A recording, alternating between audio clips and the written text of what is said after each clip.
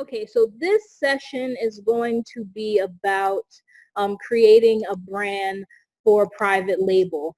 There's no magic here, really. I go through it in the private label module um, about how to do it. But what you want to do is you want to think about what your product is first, and then you want to think about a name that relates people back to your product.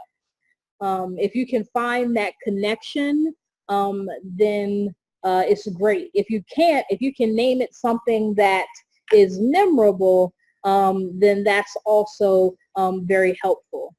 Does anyone know why Gatorade is called Gatorade? The guy who created it was, I believe he was an athletic trainer. He worked at the University of Florida where their mascot is the Gators. So he called it Gatorade. Because it helps fuel athletes and helps them be able to perform at levels. So when you think about that, you want to have that in your mind. Nike is the messenger god. He has those wings on his feet.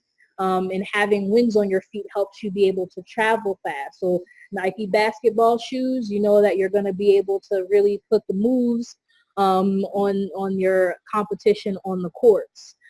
So you want to think about those connections when you are developing your brand name. You also want to make it something that is memorable and something that at first people can spell.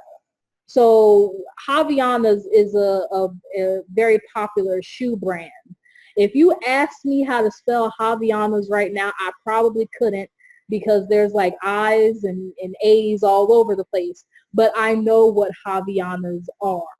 But sometimes people say that if you're starting off with a new brand, you want to make it something that people can easily spell. That way, if they're searching for your product on Amazon or they're searching for your product on Google, they aren't at risk of misspelling it and coming across another product that they will purchase instead of your product. So that's something to think about when you're creating a brand name. Now, once you have your brand name, and you might want to do a poll, if you have friends and good friends, you can ask them to poll the name of what your company or your brand is going to be and ask them for honest feedback. We, for a period of time, were thinking about doing a private label shoe.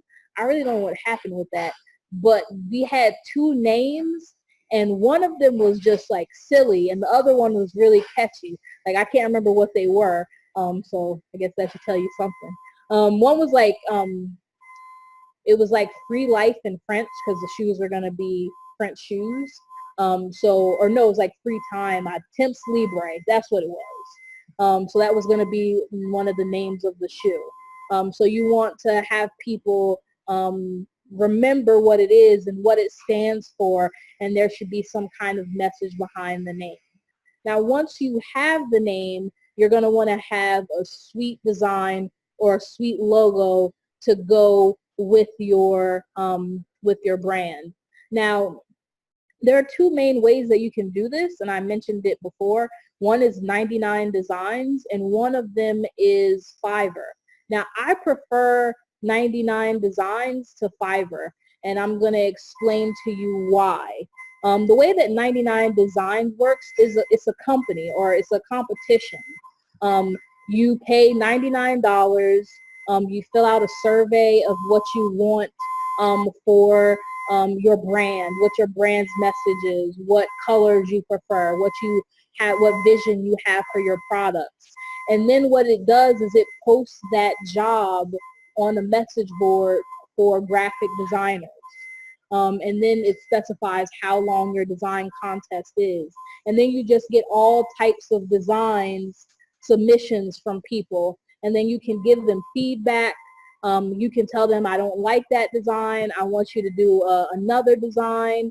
I want you to give me something else to look at, and all that stuff. before a final decision is made. So there's many, many, many opportunities to give them feedback to change your design. And it's public. So if someone designs something that you like, but it's not on like spot on, you can say, okay, well, I like that color, but I don't like that positioning, or I don't like the way that looks, or I don't feel comfortable with that message 100%. And then other designers see that feedback, and then they will shift to that design and give you what you want. So it's the best possible way for you to get what you're asking for, in my opinion, by using 99 Designs. Now, if you use Fiverr, you're going to only be going with one design person, so you're kind of limited. And with Fiverr, the designs, the person will give you like 1 or 2 or 3 sometimes redos or resubmissions before they're like, okay, I'm done. You're going to have to find somebody else. So let me show you what that looks like. It is cheaper than using 99 Designs, but I feel like you get a better possible quality with 99 Designs. So I'm on Fiverr right now, and it's saying logo design. I know what I want, or I need a design partner. So if you know what you want, you can give them an idea, and they can take it from here. If you have no idea what you want, they will work with you to kind of brainstorm what you have in mind. And I'm actually going to go back and do the one for, and you can see right now, tell us a little bit about your brand, sophisticated and modern, choose the design style, flat, signature, watercolor, and then do you need to edit your logo? Yes, no, not sure. You should always want to edit it. Will you need to scale your logo to different sizes? Yes. You should always have your logo in different formats. You also want it to be on a transparent background, so they'll know how to do that. So if your logo is a certain color, that it can blend to fit into any background. So if you have a black logo and you want to put it on a black background, it's going to disappear. So you might want to have them do it in a couple of different colors so that it's you can see it. So you can see here, this person said, I will create a clean logo for your company, and it's $600 plus. So that's way out here. But I will do 2 modern logo designs. That's $95 and up, or $40. So these vary significantly. So this is how Fiverr does their logo designs. So once you have that logo, then you're going to want to go onto social media and start building that presence. Buy your web domain so that you can promote your brand name. Creating a business page on Facebook, and then getting people to follow that business page. That's a great way to get people that you can market to, as well as showing that your product actually exists somewhere else other than Amazon. So creating your brand goes beyond just the brand name. You want to give your product a little bit of life, or your brand a little bit of life, so that people know this isn't just a one and done thing. If you spend the time to market your product, you get better sales. If you do a website, you can then put a landing page on that website, which is like those little pop-ups, and you can capture people's email addresses and then send them news and coupons. If you're relating new products in that line, you can let them know about it and redirect them to Amazon. Because with Amazon, you're not allowed to market to people. You're not allowed to collect emails. But if you have your own separate website, you can collect all the emails that you want. And then there's software like MailChimp, which you can use to then market to those people. There's also a ton of software for landing pages. All you have to do is just go to Google and find one. There's like Wix and a whole bunch of places.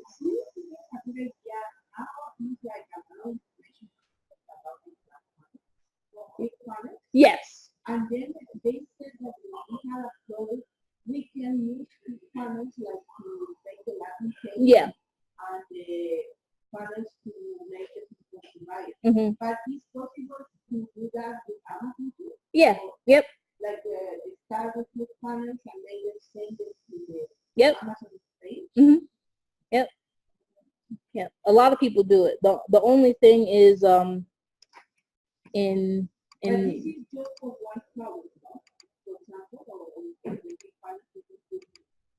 you can specify if you want it to be for a family of like it's customizable. But we can start with one problem. Yeah. Mm-hmm. Yeah. Mm-hmm. Yep. You can have people, if people want to opt out, they have that option. If you want to redirect them somewhere, you can do that. If you want to have them sign up and be captured for your email sequencing, you can do that. There's a little bit of training in there. Mm-hmm. So customer service, Amazon handles customer service in most cases. If they communicate with you first, or if they can send you a buyer message. Oh, yeah. You're listening. They don't have your email. Amazon, now the word is escaping me. They hide your email address. So they'll send you a message to your email saying you got a buyer message from so-and-so, and it'll be like all these numbers at Amazon.com, but that email is that seller's email but hidden from you, and then vice versa for them. So when they get a message from you, their email address is hidden. It's just the Amazon address. But you're not supposed to message them about like marketing or things like that. You can pretty much send a request for feedback and that's it. Sometimes you'll get buyer messages where people will ask about the quality of your product or things like that. But in most cases, Amazon handles customer service. So if there's an issue with something, in most cases, they'll contact Amazon to get that issue resolved. If they contact you about it, depending on, I'm not even going to give advice because it varies so differently, but if they contact you with an issue, I would email us and then we'll tell you how to proceed. Yeah, like if they send you an email that I ordered this product for you, it was supposed to be Prime and get here in 2 days, and it took 5 days to get there. In that particular situation, that's an FBA issue. That's nothing that you had control over. So you would have them reach out to Amazon, and Amazon would have to take care of that. Yeah. Yeah. Well, because a lot of people don't understand how Amazon works. So if they buy something from you, they think that the reason that that product has an issue is because of you. It's not coming from Amazon, it's coming from you. So you just have to redirect them. If you have no idea how to answer something, yes. Yep. Yep. And so if I'm not, otherwise I would not know who's buying. I can't initiate. I could not, I'm not allowed. And even if I wanted to, I would not be able to initiate the contact with the buyer. You'll have their address, but you won't have their personal contact information. In your order history, it'll say who ordered it and where it went to. Yeah.